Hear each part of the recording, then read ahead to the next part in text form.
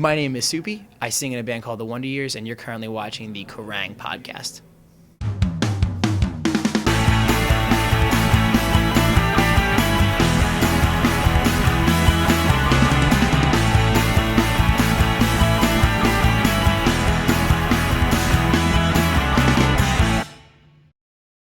Joining me on the Kerrang! Podcast today is Soupy Campbell of The Wonder Years. How are you doing today? Fantastic. I'm doing fantastic today. Cool. So just before the Kerrang! Tour, you're in a race against time to kind of make it to the airport. A little because bit you of beat the clock kind of thing. Yeah. So what were you doing right until the last minute? We were doing our record.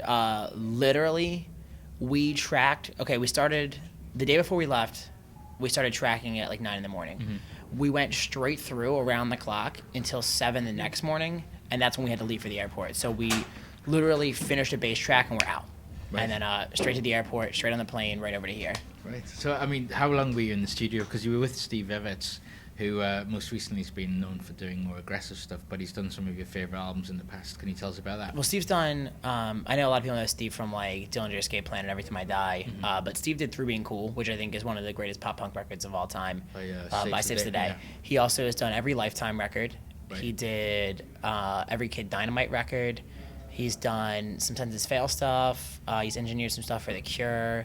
So he did a Homegrown record, I think an Alistair record. So he's done some pop punk stuff. Yeah. And he kind of knew what we were going for. Like mm-hmm. he produced the records that influenced our record, so he knows, you know. Yeah, so it's going to be a very live sounding album. That's Steve's whole thing, is that like he doesn't want it to sound like produced, I guess, mm-hmm. even though he's producing it. He was, there was one point where I was like, oh, wouldn't it be cool if I sung this in 2 octaves? Like I'll do a low one, then we'll do another track over top of the high octave. And he's like, that's like a production trick. I'm not into production tricks. You know, he wants to do really natural sounding stuff. Like he wants it to sound like what the songs sound like. And yeah, that's a great idea. Why not make it sound like the songs are going to sound like? So he was really against, editing anything. Everything had to be played perfect. And like when you're playing drums and you're tracking drums, just playing them perfect isn't enough. Just hitting everything on time isn't enough. Yeah. If you don't hit everything the exact same, like with the exact same velocity, if you don't hit it as hard every single time, then the take is worthless. So he made Kennedy do drum tracks for days, and because he was like, play as literally as hard as you can all of the time, mm-hmm. so that I get a consistent thing. Yeah. And so Kennedy was fucking wailing on his snare drum, and he would cut open his knuckles. By the end of it, he was just covered in blood. Wow.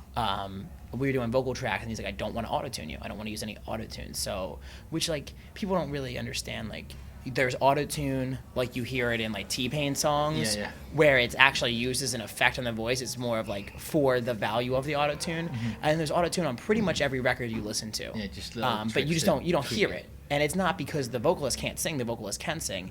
It's because you want to kind of bring it into that like little sweet spot pocket. Like, mm-hmm. People I think are under this common misconception that a note is a note, and if you hit the note, then you hit the note, and if you don't hit the note, then you don't hit the note. But there's you can hit the note, but just be like 2 cents off. I know that a lot of people aren't going to understand what I mean by when I say cents, but you can be 2 cents off, and you hit the note, but it could be perfect, and the computer will make it perfect. He didn't want to do any of that, right? So he had me doing parts hundreds of times, and I would be like, I'm hitting the note every single time, and he's like, you're just a little off, like to the point where he has perfect pitch. He can tell. My ear thinks that it is perfect. Right. I thought that I was singing the note right, and I would do it like 100 times, and one time he'd be like, "That's the one." Like, it sounds like all the fucking other ones, but he knows. He's got the ears. That's what his job is to have the ear for that I don't even have. What kind of tension does that create in the studio? There were definitely times where like I was just so frustrated, and just like I'm like, I liked that take. That was a great take. Let's fucking keep it. And he's like, listen, like I'm trying to make a great record. You're trying to make a great record. You hired me. Trust me, and I trusted him. So. We did it, and it ended up working out, and like I think it's gonna sound phenomenal. Cool. I really am excited about it. We did a lot of stuff that we didn't used to do. Like we were like, okay, we want to write a pop punk record. Of course, we're a pop punk band. I'm not gonna pull a 180 on everybody. Right. But like do jazz fusion. Yeah, but I didn't want to write the same record again. Yeah. And none of us did. So how is it gonna be different? So we just decided like there are all these other bands that we love. Yeah. And that influence us, but that we never really let into the music. Mm-hmm. When we're thinking, let's write a pop punk song, we're thinking let's take influence from Saves the Day and Little League and Fairweather and Lifetime and Newfound Glory. We're not thinking like, but now we started thinking more globally, and we're like, oh, I love this thing that Hope Conspiracy does, and I'll let that influence me. I love, this kind of style that American football has. I'll let that influence me. I love the kind of way that the Anniversary weaves their melodies. I'm going to let that influence come into these songs. And so we wrote pop punk songs, but we let kind of a global perspective influence the songs. Right. And I think it's just going to give it that little next level kick. So the upsides, it kind of conveyed this message of positivity and Yeah. making positive changes to your life for the better. That's what Are you carrying on that kind of thing the next album, or is it as you? Well, this record's a lot less internal. Right. I think that I felt better. I feel better. I like my life now. Yeah. So when it comes to writing another record, I can't write about the same thing. I don't want. I mean, who wants to hear that again? Because you'd be faking it. And You don't like want to it. hear the upsides part too, and you want me to be honest, and I want to be honest. And so it was about finding it. There's still problems. I still have problems, but they're not the same problems. And so I think I looked at the record from a different angle, and I think it's still super relatable because I feel like a lot of people are going to have these problems, but it's not all about depression. It's not all about social anxiety. Yeah. It's about a lot of external conflict instead of internal conflict. Yeah. Recording with Steve Evans means you go to Garden Grove area At the Omen Room, California. yeah. So, I mean, did you enjoy the kind of California lifestyle? We actually rented this gorgeous little tiny beach cottage from this old retired married couple named Van and Shar, and they had a little studio apartment off the back of it, and I guess they used to live in the house where they had the kids there, and now they're retired, they don't need the whole thing, and they rent it out. Yeah. And they gave us an unbelievable, way cheaper than it should have been, and just barely what we could afford. And a couple blocks from the beach, the food was awesome. I got to ride my bike all around. And Right. It's in Seal Beach, which has this community that I've never seen before. It's excuse me, I'm gonna little hiccup. No worries. Seal Beach is just this awesome, quaint little beach town. Everybody knows everybody. All over America, the Walmarts and the Best Buys and the Lowe's, the big mega stores own everything. It's just like mom and pop And this was stores a lot of everywhere. and I love the big mega stores. Yeah. Let me tell you, I love getting 6 packs of socks for $1.50. That's cool. But it was cool to see a town that doesn't need that. They had their own hardware store. They didn't need a Lowe's. They had their own toy store. They didn't need a Toys R Us. And that whole strip of stores goes right out to the beach and right off onto the pier. And there's a restaurant at the end. It was gorgeous. Sounds like a nod to the past. Yeah. Yeah. But what was really weird about it is that literally right at the edge of town is the naval weapons facility. Right. So I could have thrown a rock from our house and hit a facility that has nuclear weapons. Okay. So that was kind of crazy. Yeah, definitely. It's weird to be oh, this quaint little beach town. Oh my God, nukes.